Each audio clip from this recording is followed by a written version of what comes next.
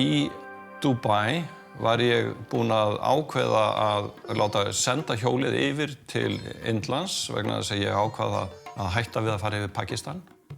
Það voru 22 sem voru drepnir akkurat á þeirri leið þar sem ég ætlaði að fara. Þegar ég fór frá Dubai þá tók ég ódýrasta flugið til Indlands og ég kom inn niðri í Delhi klukkan 5 morgunin. Og það var mesta sjokki í ferðinni menningarlega séð. Vegna þess að þegar upp var komið úr metróun þá lá fólk allstaðar. Vegna þess að það bara sváfu allir svona undir berum himni. Voru ekki einu sinni með yfir sér, ekki einu sinni teppisbleðil. Og þetta var alveg eðlilegt. Fólki var ekkert að eyða tími í það að fara heim til sín og fara að sofa. Það bara svaf þarna á staðnum. Vaknaði svo til dagsins og setti því sölutjaldið sitt upp og byrjuði bara sín eðlilegu viðskipti. En engu að síður, þá var ég í svona menningarsjokki þegar ég kom þarna og vissi ekki hvar ég átti að byrja. Þannig ég fór í leigubíl og ég bað hann að fara með mig á fínasta hóteli sem til var. Og hann fer með mig á einhverjum 5 eða 6 stjörnu hótel.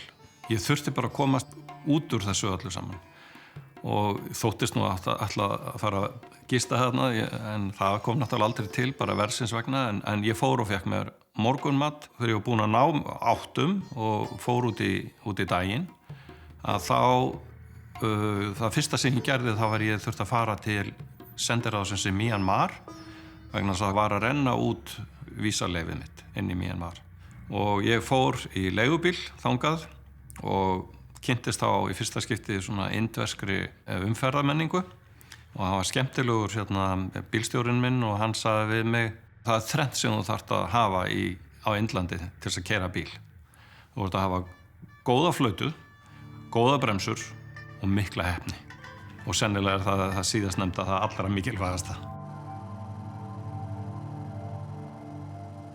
En þegar út á landið kemur, þar sem að langferðabifreiðarnar eru, það voru erfiðustu mómentin fyrir mig í umferðarlega séð. Vegna þess að þeir keyra á þvílíkum hraða, þessir langferðabifreiðar.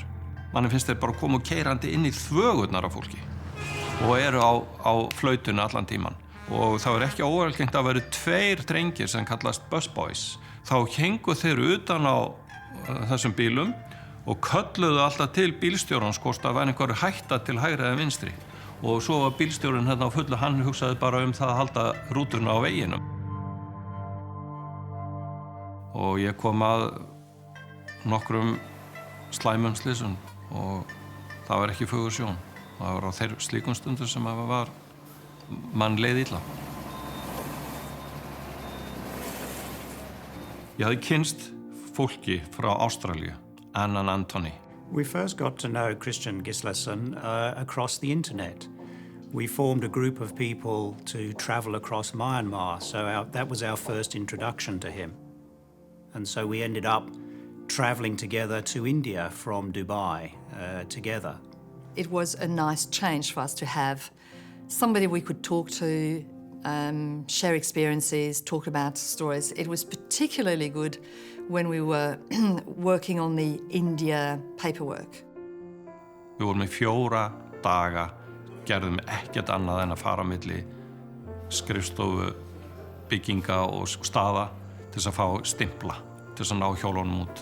At one point we had drink after the first day and we could have torn our hair out and I said, we need some happy music. Happy. Og svo fengum við hjólin okkar og ákvaðum það að fara frá Delhi til Taj Majal, Agra, sem eitt af undrum veraldar. Það var konungur sem byggði þetta fyrir ástkonu sína eða konu sína í minningu hennar.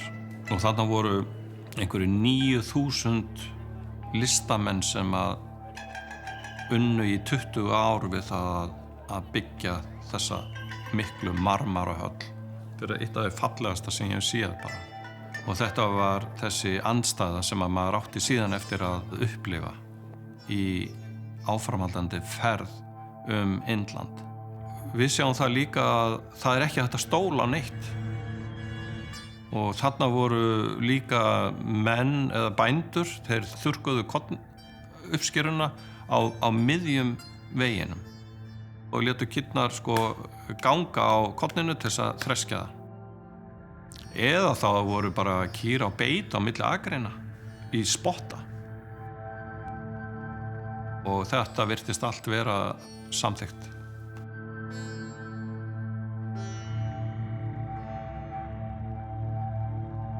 Ég sagði skilið við vinina Annan Antoni á leið okkar til Varanasi vegna sem ég langaði svo til þess að fara til Nepal. Ég var það bil að gefast upp á Indlandi. Just leaving for Nepal with my friends around me. Það var svo mikill sóðaskapur, það var svo mikill fnykur, það var svo mikill eymd og fátækt. Og þegar ég setti inn í leiðsögutölvuna mína á mótorhjólinu stystu leið til Nepal, þá trúði ég ekki mín megin augum að tæki væri að fara með mig í gegnum öll þessi þorp og borgir sem hún gerði. Ég hafði aldrei séð hana eins. Þarna gengu kýrnar náttúrulega eru heilagar á Indlandi, voru að rótast í öllu ruslinu og það voru einhver opnir veitingastaðir þarna og meira þess að kýrnar ráfuðu þar líka. Það þyrmdi yfir mig að miklu leyti þarna að sjá þetta allt saman og ég, eins og ég sagði alltaf, ég var að ferðast til þess að fræðast en ekki til þess að fordæma. En að uppgöta suma af mínum fordómum var mikil reynsla fyrir mig og sigrast á nokkru þeirra var stórsigur. Og þarna fannst mér ég allt í einu uppgöta það að þetta var fyrst og fremst fordómar hjá mér. Því fólkinu leið vel. Það voru allir hreinir.